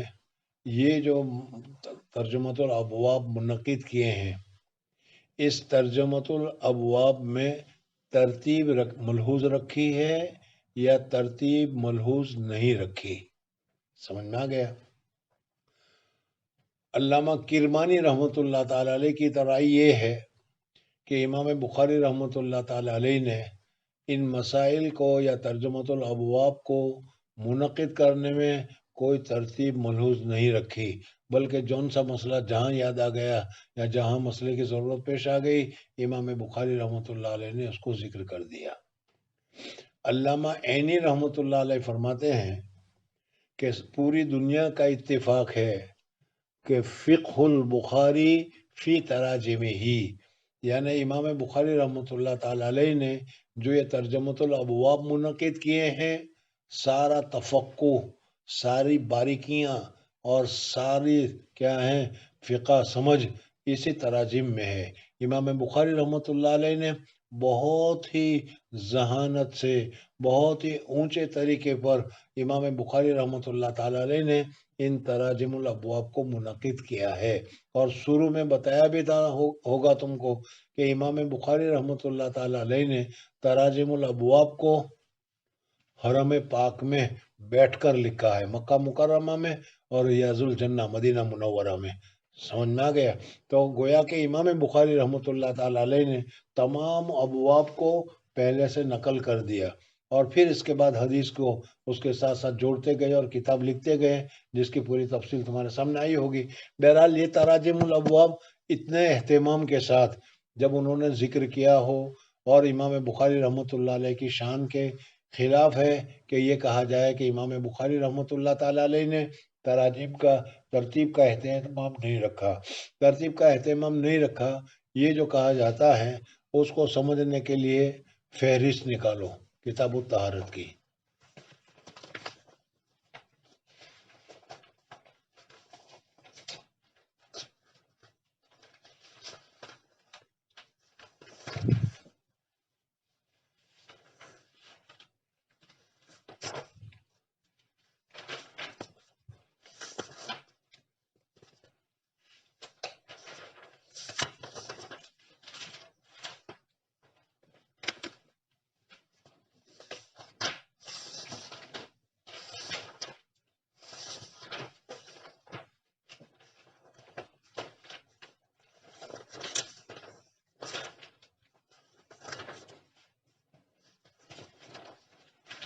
ہے کہ نہیں ملی کہ نہیں؟ جی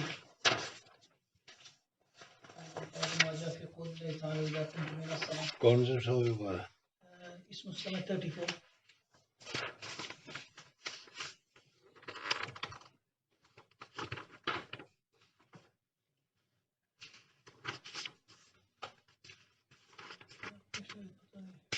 پیچھے بھی الگ الگ نسخہ ہوتے ہیں ہمارے پاس جو کتاب ہے اس کتاب میں سب سے اخیر میں ہے.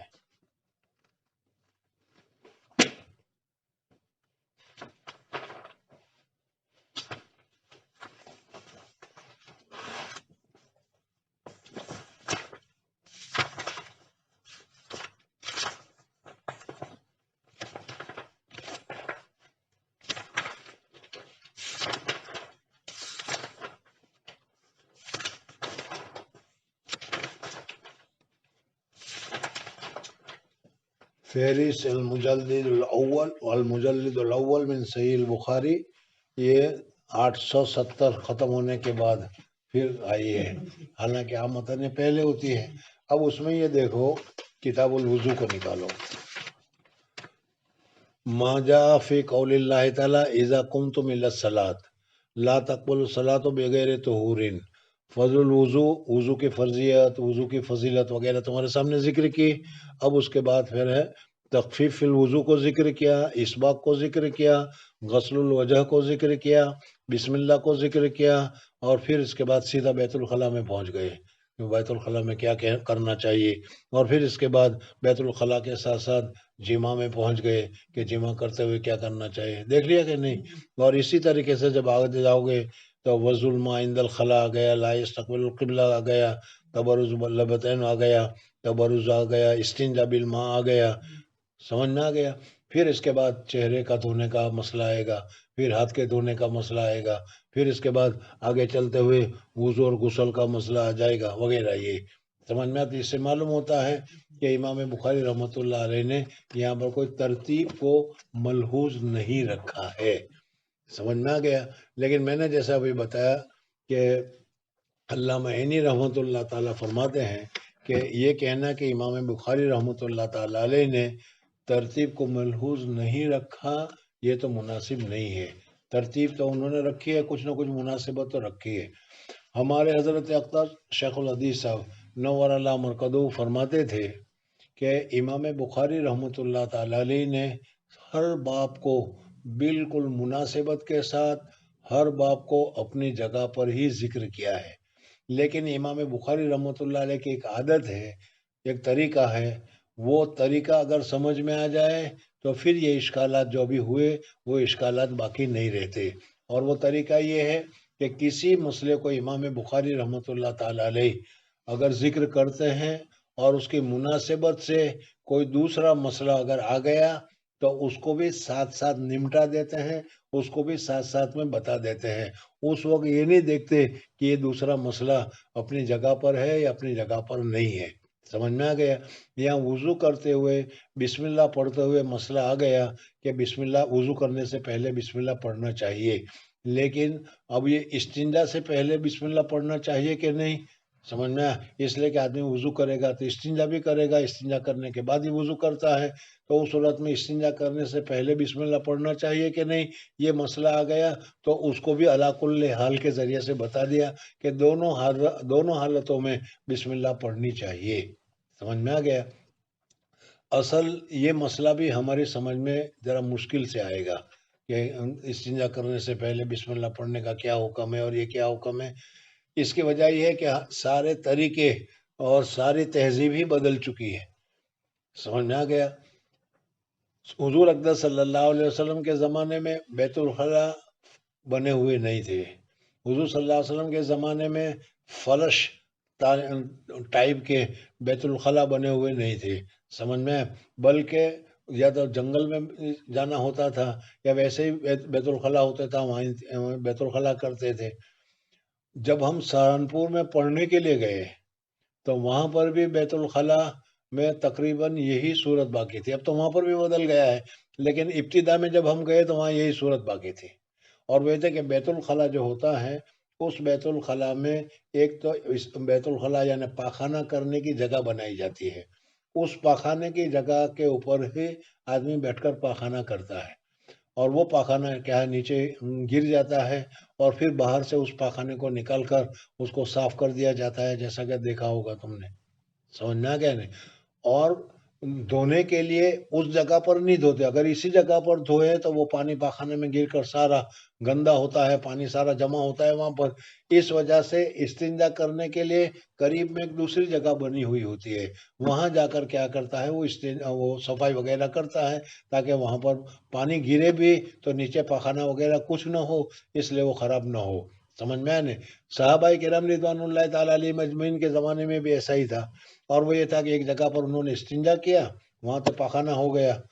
پانی سے اس وقت تو ڈھلے سے صاف کرنے کا، سمجھ میں، ٹشیو سے صاف کرنے کا طریقہ تھا، اس کے ذریعے سے وہ صاف کر لیتے تھے، سمجھ میں، لیکن کیا ہے وہاں اس کے لیے صاف کرنے کے لیے دوسری جگہ ہوتی تھی کہ وہاں صاف کر کے وہاں پانی کے ذریعے سے دھو کر آدمی فارغ ہو جائے۔ اب یہ جب پانی کے ذریعے سے اس کو دھونے کا نمبر آئے گا تو یہ دھونا طہارت کے ضمن میں آئے گا، وضو کے ضمن میں آئے گا، یا کس ضمن میں آئے گا؟ اس کو بتا دے کہ نہیں یہ طہارت تو ہے لیکن وضو والی طہارت نہیں، اس لیے اس طہارت کے لیے بھی بسم اللہ ہونا چاہیے، اور پھر جب وضو کرو تو وضو کرنے سے پہلے بھی بسم اللہ ہونا چاہیے۔ اب سمجھ میں آ گیا ہوگا؟ تو مصنف رحمۃ اللہ تعالی علیہ نے یہاں پر ترجمۃ قائم کیا، التسمیہ یعنی بسم اللہ پڑھنا، علی کل حال یعنی ہر وقت ارادہ کرتے ہوئے، وعند الوقاع اور یہ وقاع مانے جمع کرنے کے وقت میں بھی بسم اللہ پڑھنا چاہیے، چونکہ اس کے ساتھ ساتھ بسم اللہ کا یہ ایک وقت بھی ہے تو اس وقت میں بھی بسم اللہ پڑھنا چاہیے۔ امام بخاری رحمۃ اللہ تعالی علیہ نے اس کو بھی ذکر کیا، اور یہ بتا دیا گیا کہ آدمی جب کیا ہے بیت الخلا میں جائے تو بیت الخلا اگر بنا ہوا ہے تو اس وقت بیت الخلا میں داخل ہوتے ہی وہ دعا پڑھ لے، اللہم انی اعوذ بک من الخبث والخبائث، سمجھ میں آ گیا؟ اور اگر بیت الخلا بنا ہوا نہیں ہے جیسا آج کل ہمارے یہاں بنے ہوئے ہیں، ایسا بنا ہوا نہیں ہے، چٹیل میدان میں کھیت میں جاتا ہے وہ، تو اس وقت میں جس وقت وہ اپنا پاجامہ وغیرہ کو چھوڑ کر بیٹھنے کا ارادہ کرے اس سے پہلے اس دعا کو پڑھ لے۔ اگر پاجامہ اس نے کیا ہے کھول دیا تو پھر وہ زبان سے نہ پڑھے بلکہ صرف دل سے پڑھے۔ اسی طریقے سے بیت الخلا میں داخل ہوتے ہوئے تو اس نے نہیں پڑھا، سمجھ میں آیا نہیں، وہ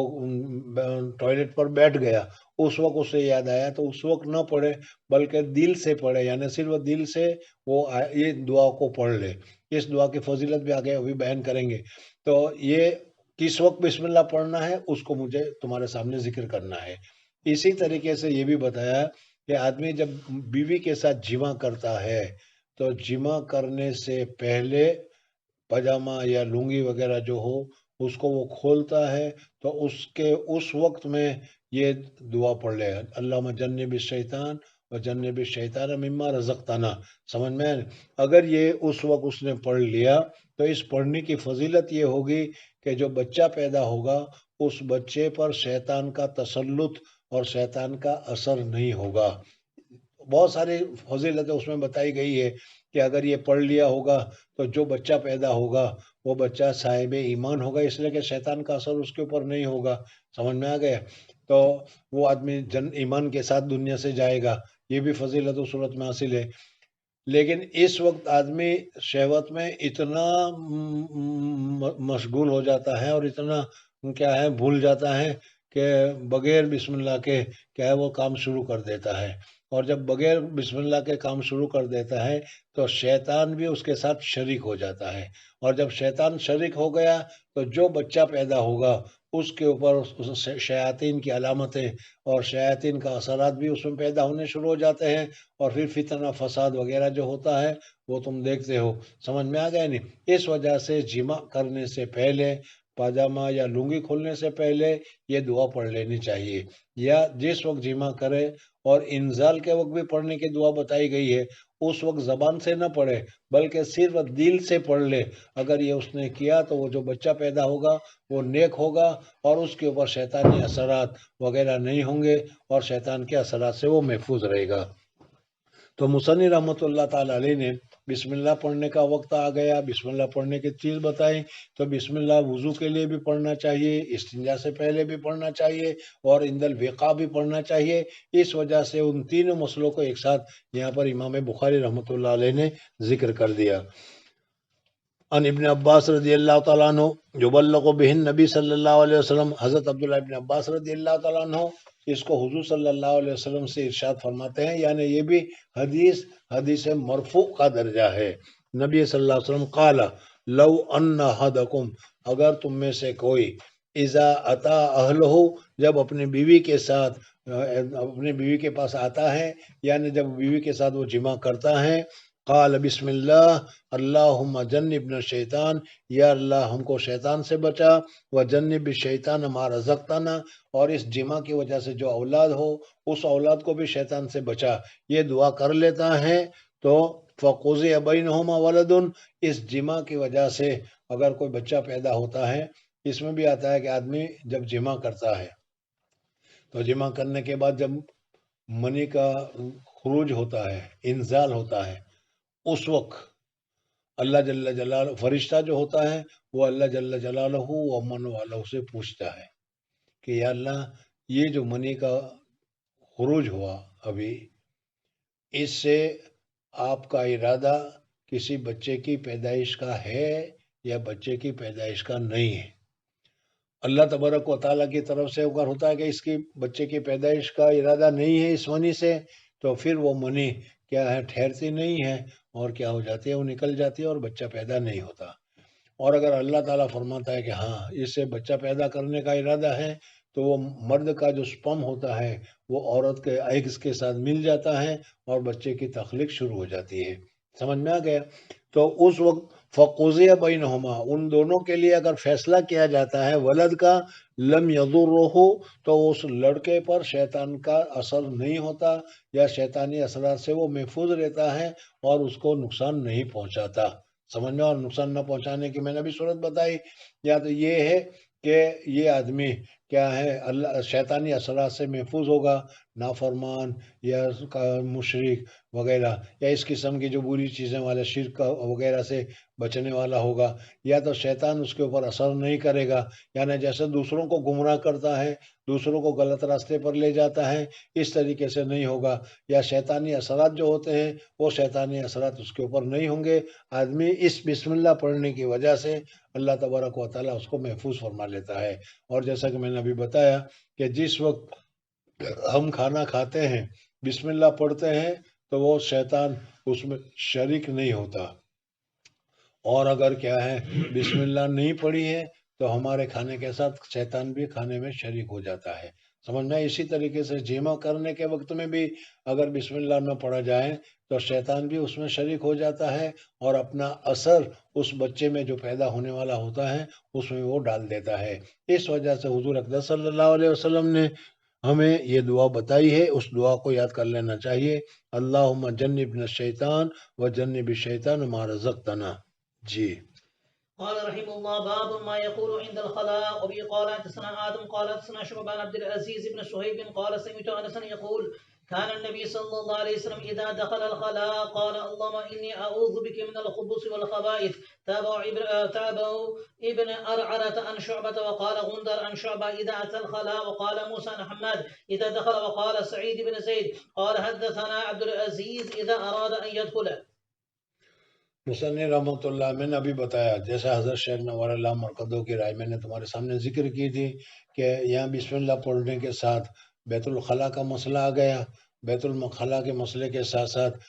خلوت کا مسئلہ آ گیا، اور خلوت میں بھی جمعہ میں بھی بالکل خلوت تنہائی ہوتی ہے۔ اس وجہ سے امام بخاری رحمۃ اللہ علیہ نے اس مسئلے کو بھی ساتھ میں یہاں پر ذکر کر دیا، اور اسی طریقے سے اب بیت الخلاء کا مسئلہ آ گیا تو بیت الخلاء کے جو متعلقات ہیں وہ مسائل ہیں وہ تمہارے سامنے ساتھ ساتھ ذکر کر رہے ہیں۔ پھر اس کے بعد جو وضو کے بعد ہوگی وہ وضو کا مسئلہ چلتا رہے گا۔ تو ترجمۃ الباب میں آیا ما یقولو عند الخلا، خلا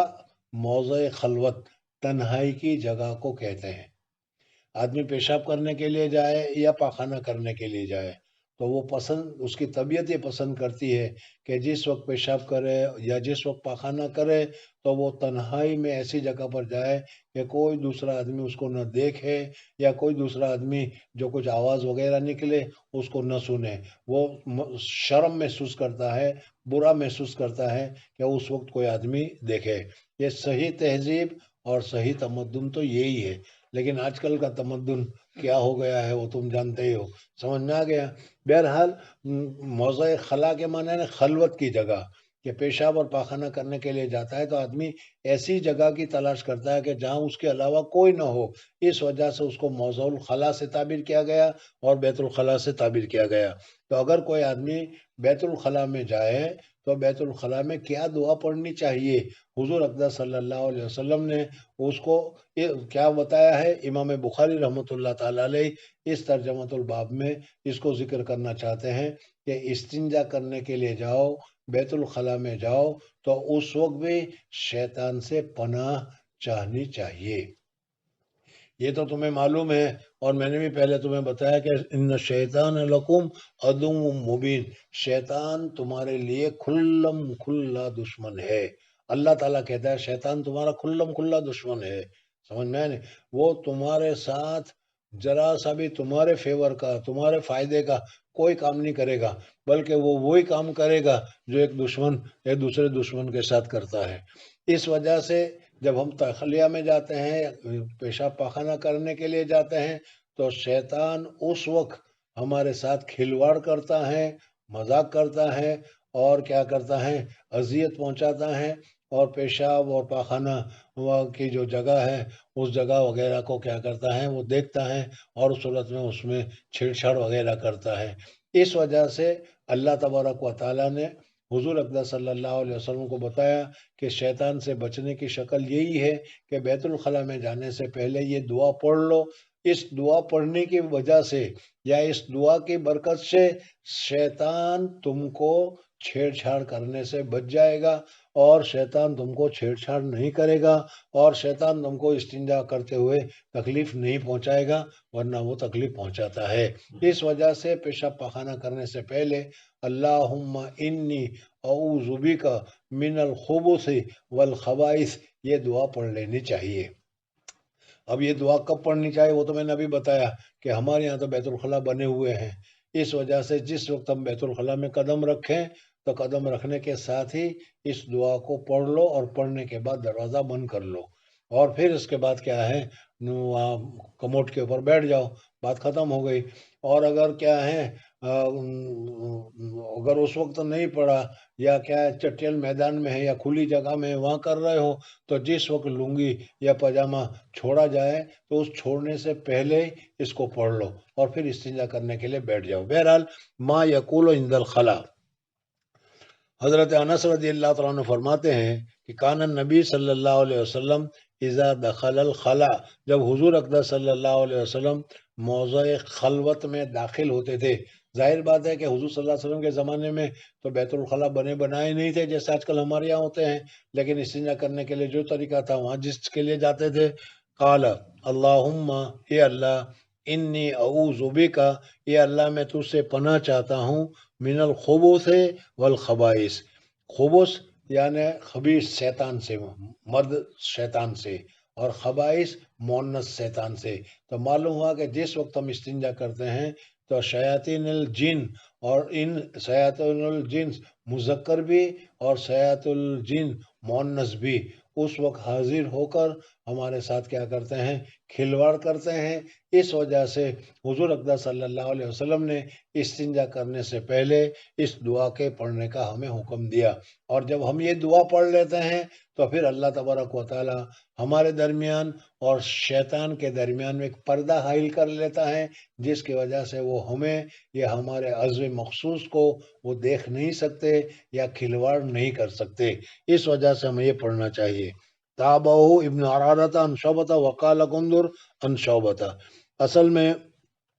مصنف رحمۃ اللہ تعالیٰ علیہ یہاں پر جو متن انہوں نے ذکر کیا، حدثنا آدم قال حدثنا شعبہ عن عبدالعزیز ابن صہیب قال سمعت، تو اس وجہ سے کہہ رہے ہیں کہ عرعرہ کی جو روایت ہے اس میں ان کے ساتھ ذکر کیا گیا ہے،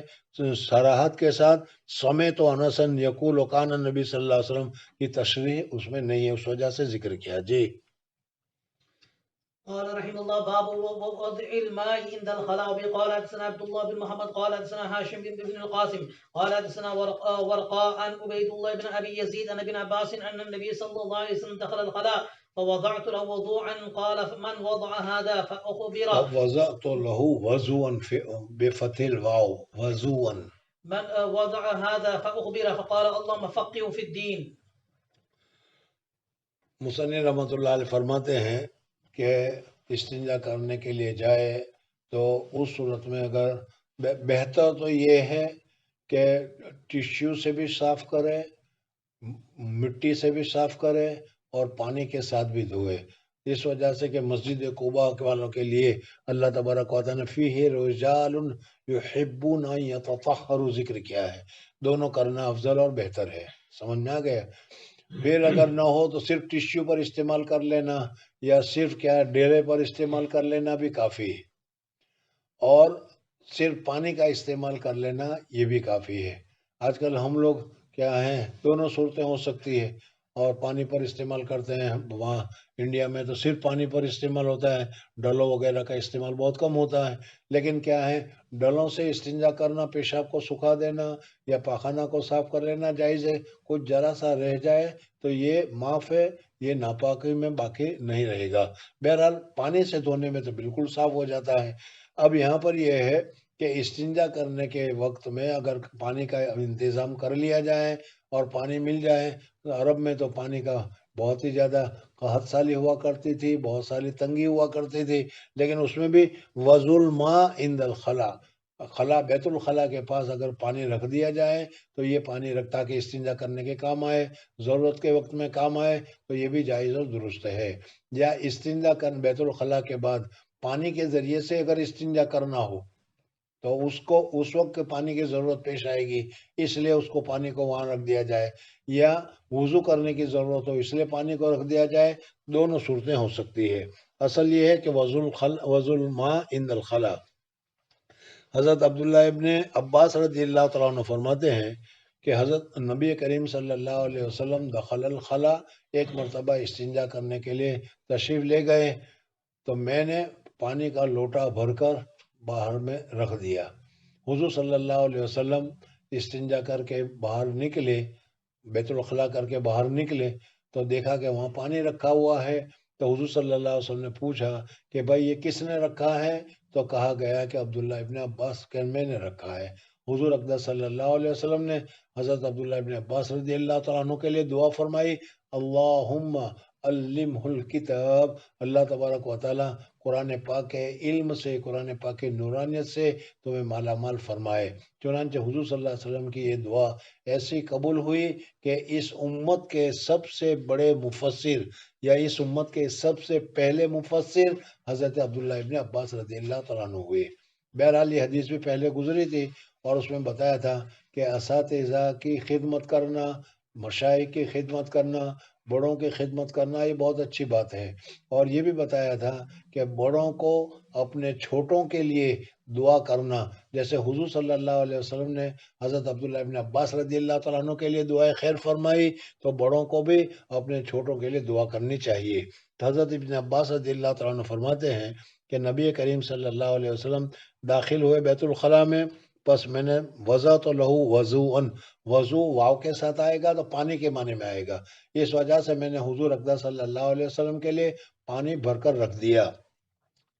حضور اقدس صلی اللہ علیہ وسلم جب باہر نکلے تو فرمایا من وضع ھذا، بھئی یہ کس نے پانی رکھا ہے؟ فأخبر، حضور صلی اللہ علیہ وسلم کو خبر دی گئی تو حضور اقدس صلی اللہ علیہ وسلم نے فرمایا اللہم فقہہ فی الدین، یا اللہ اس احسان کرنے والے کو کہ اس نے بڑی سوچ سمجھ کے ساتھ کہ جب آدمی نکلے گا تو اس وقت پانی کی ضرورت ہوگی، اس وجہ سے اس نے سوچ سمجھ کر یہ کام کیا ہے، تو یا اللہ ان کو تفقہ فی الدین نصیب فرما۔ چنانچہ حضور اقدس صلی اللہ علیہ وسلم کی اس دعا کی برکت سے حضرت عبداللہ رضی اللہ تعالیٰ عنہ کو اللہ تبارک و تعالیٰ نے تفقہ نصیب فرمایا۔ جی قال رحمه الله باب لا تستقبل القبلة بغائط أو بول إلا عند بناء جدار أو نحوه به. قال حدثنا آدم قال حدثنا ابن أبي ذئب قال حدثنا زهري عن عطاء بن يزيد الليثي عن أبي أيوب الأنصاري رضي الله عنه قال قال رسول الله صلى الله عليه وسلم إذا أتى أحدكم الغائط فلا يستقبل القبلة ولا يوليها ظهره شرقوا أو غربوا. مصنف رحمۃ اللہ تعالیٰ علیہ نے یہاں پر ایک دوسرا مسئلہ بتایا کہ استنجا کرتے ہوئے، اور اسی طریقے سے جمعہ میں بھی یہی مسئلہ آئے گا کہ قبلے کی طرف منہ کرنا یا قبلے کی طرف پیٹھ کرنے کا کیا حکم ہے۔ استنجا کرتے ہوئے قبلے کی طرف منہ کرنا یا قبلے کی طرف پیٹھ کرنے کا کیا حکم ہے۔ کعبہ شریف کا احترام اور کعبہ شریف کے احترام کا تقاضا یہ ہے کہ اس کی طرف منہ کر کے نہ پیشاب کیا جائے، اس کی طرف منہ کر کے نہ پاخانہ وغیرہ کیا جائے۔ اس وجہ سے اس مسئلے میں تقریباً ائمہ مذاہب کے تقریباً 8 قول نقل کیے جاتے ہیں کہ پیشاب پاخانہ کرتے ہوئے قبلے کی طرف منہ کرنا یا قبلے کی طرف پیٹھ کرنا جائز ہے یا جائز نہیں ہے۔ ایک تو ہے ظاہریہ کا مسلک، پہلے تو مسلک سمجھ لو۔ ظاہریہ کا مسلک تو یہ ہے کہ پیشاب کرتے ہوئے یا پاخانہ کرتے ہوئے قبلے کی طرف منہ کرنا جائز ہے، درست ہے، کوئی حرج کی بات نہیں، چاہے تو چٹیل میدان میں کیا جائے یا چاہے تو کیا ہے بیت الخلاء میں یعنی ٹوائلٹ وغیرہ میں کیا جائے، دونوں کا حکم یکساں ہے، سمجھ میں جائز ہے۔ اس کے مقابل میں احناف ہے، احناف یہ کہتے ہیں کہ کھلے میدان میں تم پیشاب کرو یا کھلے میدان میں تم پاخانہ کرو تو اس وقت کعبہ شریف کی طرف منہ کرنا بھی جائز نہیں، کعبہ شریف کی طرف پیٹھ کرنا بھی جائز نہیں، مکروہ ہوگا، مکروہ تحریمی ہوگا۔ سمجھ میں آ گیا؟ دو تو ہو گئے نا سامنے۔ تیسرا یہ ہے کہ اگر کھلی جگہ میں تم پیشاب پاخانہ وغیرہ کر رہے ہو تو استقبال کرنا بھی منع اور استدبار کرنا بھی منع، لیکن بند مکان میں کر رہے ہو، پاخانہ یعنی ٹوائلٹس میں کر رہے ہو، بیت الخلاء میں حمام میں کر رہے ہو، دیوار ہے تو اس دیوار کی وجہ سے آڑ ہے تو پھر اس صورت میں اس میں تمہیں استقبال کرنا بھی جائز اور استدبار کرنا بھی جائز۔ یہ حضرت امام شافعی رحمۃ اللہ تعالیٰ علیہ رحمۃ اللہ تعالیٰ سے ذکر کیا جاتا ہے۔ امام احمد ابن حنبل رحمۃ اللہ علیہ فرماتے ہیں کہ استقبال کرنا تو جائز نہیں، اس وجہ سے کہ استقبال کرو گے، پیشاب کرو گے اور استقبال کرو گے تو پیشاب نکلے گا، وہ قبلے کی جانب جائے گا، سمجھ میں آنے، لیکن استدبار کرو گے تو پاخانہ تو نیچے گرے گا، اس وجہ سے وہ فرماتے ہیں کہ یہ جائز اور درست ہے۔ بہرحال یہ کیا ہے، اس میں مذاہب ہیں جو تمہارے سامنے ذکر کیے جاتے ہیں۔ ہمارے نزدیک تو بیت الخلاء میں کرو یا چٹیل میدان میں کرو، کھلی جگہ میں کرو، کھیت وغیرہ میں کرو، دونوں کا حکم یکساں ہی ہے، استقبال کرنا بھی جائز نہیں، استدبار کرنا بھی جائز نہیں، اور یہ مکروہ تحریمی ہے، سمجھ میں آنے، اس لیے کہ کعبہ شریف کا احترام کرنا یہ ہمارے لیے لازم اور ضروری ہے۔ امام شافعی رحمۃ اللہ علیہ فرماتے ہیں کہ اگر بند جگہ پر تم کر رہے ہو تو درمیان میں دیوار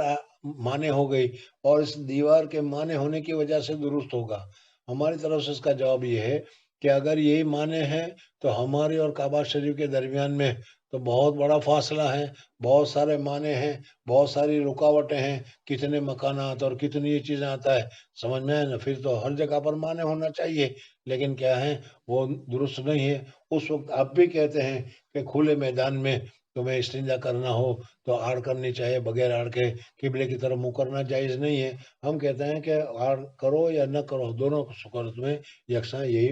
مسئلہ ہے، یہی صحیح ہے۔ بہرحال لا تستقبل القبلۃ، نہ استقبال کیا جائے قبلے کا پاخانہ کے ساتھ یا پیشاب کے ساتھ، الا عند البناء جدار او نحوہ، مگر یہ کہ کیا کوئی دیوار یا کوئی رکاوٹ اگر ہو تو اس صورت میں یہ جائز اور درست ہے۔ اس مسئلے میں حضرت امام بخاری رحمۃ اللہ علیہ کی رائے بھی حضرت امام شافعی رحمۃ اللہ تعالیٰ علیہ کے ساتھ ہے۔ اس وجہ سے وہ فرماتے ہیں کہ اگر دیوار وغیرہ کی کوئی آڑ ہو تو یہ جائز اور درست ہے۔ بہرحال روایت انہوں نے بیان کی، حضرت ابو ایوب انصاری رضی اللہ تعالیٰ عنہ کی روایت ہے۔ حضرت ابو ایوب انصاری رضی اللہ تعالیٰ عنہ یہ حضور اقدس صلی اللہ علیہ وسلم کے وہ صحابی ہیں جو مدینہ منورہ کے رہنے والے تھے، جن کو انصار سے تعبیر کیا جاتا ہے، اور جس کو حضور اقدس صلی اللہ علیہ وسلم کی مہمانی یا حضور اقدس صلی اللہ علیہ وسلم کی میزبانی کرنے کا شرف حاصل ہے کہ حضور اقدس صلی اللہ علیہ وسلم مدینہ منورہ جب تشریف لائے تو حضرت ابو ایوب انصاری رضی اللہ تعالیٰ عنہ کا جو مکان تھا، جو آج کل مسجد نبوی ہے، اس مسجد نبوی کے سامنے جگہ تھی، وہاں پر حضور اقدس صلی اللہ علیہ وسلم نے حضرت ابو ایوب انصاری رضی اللہ تعالیٰ عنہ کے مزار پر، حضرت ابو ایوب انصاری رضی اللہ تعالیٰ عنہ کے مکان پر قیام فرمایا تھا۔ حضرت ابو ایوب انصاری رضی اللہ تعالیٰ عنہ کے مکان پر قیام کرنے کے بھی واقعات بہت ہیں، لیکن ابھی اس کی ضرورت نہیں ہے۔ بہرحال یہ حضرت ابو ایوب انصاری رضی اللہ تعالیٰ عنہ ہے۔ حضور اقدس صلی اللہ علیہ وسلم کے انتقال کے بعد یہ جہاد میں نکلے، اور جہاد کرتے کرتے کرتے موجودہ زمانے کا جو ترکستان ہے، ترکستان انقرہ جس کو آج کل کہا جاتا ہے، اس زمانے میں استنبول یا قسطنطنیہ اس کو کہا جاتا تھا، سمجھ میں آ گیا؟ وہاں تک وہ پہنچے کہ قضاء الہی سے ان کا انتقال ہو گیا۔ ان کی لاش صحابہ لے کر چلے دروازے تک، اور اس دروازے کے پاس حضرت ابو ایوب انصاری رضی اللہ تعالیٰ عنہ کو دفن کیا، اور آج بھی حضرت ابو ایوب انصاری رضی اللہ تعالیٰ عنہ کا مزار قسطنطنیہ میں، جس کو آج کل استنبول کہا جاتا ہے، استنبول میں موجود ہے، اور لوگ ان کے مزار پر بھی حاضر ہوتے ہیں۔ بہرحال یہ حضرت ابو ایوب انصاری رضی اللہ تعالیٰ عنہ کی بہت ساری فضیلتیں ہیں۔ ان میں سے ایک فضیلت ہمارے حضرت اقدس شیخ الحدیث نور اللہ مرکزہ نے ذکر فرمائی، حضرت مولانا رشید احمد گنگوئی رحمۃ اللہ تعالیٰ علیہ کے کیا ہیں آباء و اجداد کو ذکر کرتے ہوئے، اور یہ فرمایا کہ آج کل جتنے انصاری، حضرت مولانا رشید احمد گنگوئی رحمۃ اللہ تعالیٰ علیہ انصاری ہے، حضرت مفتی محمود صاحب نور اللہ مرکزہ انصاری ہے، سمجھ میں آ گیا؟ حضرت شیخ الحدیث نور اللہ مرکزہ صدیقی ہے، سمجھ میں آ گیا؟ حضرت قاری طیب صاحب رحمۃ اللہ تعالیٰ علیہ صدیقی ہے۔ بہرحال خاندان سے ملتا، تو اس وقت حضرت شیخ نے بتایا تھا کہ آج کل جتنے بھی انصاری صحیح نسب والے دنیا میں معلوم ہوتے ہیں، وہ سب کے سب حضرت ابو ایوب انصاری رضی اللہ تعالیٰ عنہ کی اولاد میں ہیں، باقی دوسرے انصاروں کی اولاد جو ہے اب باقی نہیں رہی۔ بہرحال حضرت سے سنا تھا، اس وجہ سے میں نے آپ کو بتا دیا یہ۔ تو حضرت ابو ایوب انصاری رضی اللہ تعالیٰ عنہ کا معمولی ذکر کیا کہ حضور صلی اللہ علیہ وسلم کے انتقال کے بعد یہ جہاد میں لگ گئے تھے، اور جب جہاد میں یہ مصر پہنچے اور مصر کو فتح کیا، تو اس وقت مصر آج کل کی اصطلاح میں کہیں تو عیسائیوں کا ملک تھا، سمجھ میں آیا نہیں؟ اس وجہ سے ان لوگوں نے وہاں جو بیت الخلاء بنائی تھی اس میں قبلہ کا اہتمام نہیں کیا تھا۔ اس وجہ سے حضرت شیخ فرماتے ہیں کہ صحابہ کرام رضوان اللہ تعالیٰ علیہ مجمعین ہماری طرح کیا ہے بیت الخلاء میں بیٹھ کر اخبار پڑھنے یا کیا ہے خوشبو لینے کے لیے نہیں بیٹھ جاتے، بلکہ جب بہت زیادہ تقاضا ہوتا تھا پیشاب یا پاخانہ کرنے کا اسی وقت جاتے تھے، اور اسی وقت میں آپ جاتے ہیں تو دیکھتے ہیں کہ جلدی سے بیٹھ جاتے ہیں وہ. تو ایسے وقت میں جب وہ حضرت ابو ایوب انصاری رضی اللہ تعالیٰ عنہ فرماتے ہیں کہ ہم بیت الخلاء جاتے تھے اور جلدی میں جا کر بیٹھ جاتے تھے، بیٹھنے کے بعد ہمیں پتہ چلتا تھا کہ وہ قبلے کی طرف استقبال ہو گیا یا قبلے کی طرف استدبار ہو گیا، اس لیے ہم پھر نستغفر اور استغفار پڑھتے تھے اور توبہ کرتے تھے. تو معلوم ہوا کہ بیت الخلاء بنا ہوا ہو تو بھی اس میں استقبال کرنا اور استدبار کرنا جائز نہیں ہے، اور اگر اس طریقے سے ہو جائے تو پھر استغفار کرنا پڑے گا، توبہ کرنی پڑے گی اور اللہ تعالیٰ سے اپنے گناہوں کی معافی مانگنی پڑے گی.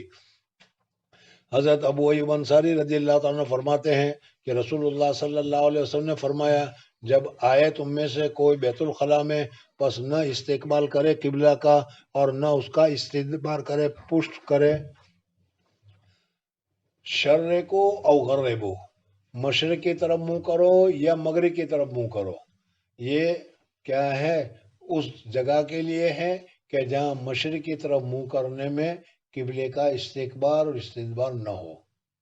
سمجھ میں آیا نہیں؟ سمجھ میں آ گیا. اس وجہ سے کہ مدینہ منورہ جو ہے اس کے مشرق یا مغرب میں قبلہ نہیں ہے. ہمارے یہاں کے حساب سے تو ہمارے مشرق اور مغرب میں قبلہ ہے، ہمارے یہاں کے یعنی انڈیا کے حساب سے. اسی وجہ سے تعلیم الاسلام میں کیا ہے سوال ذکر کیا گیا ہے کہ جس طرف سورج غروب ہوتا ہو اس طرف منہ کر کے نماز پڑھنی چاہیے. کیوں؟ اس لیے کہ وہ مغرب میں غروب ہوتا ہے اور ہندوستان کے مغرب میں سعودیہ ہے. یہاں لندن میں جو قبلہ ہے وہ ساؤتھ ایسٹ میں ہے. سمجھ میں آ گیا نہیں؟ تو یہاں پر حضور اقدس صلی اللہ علیہ وسلم نے جو فرمایا وہ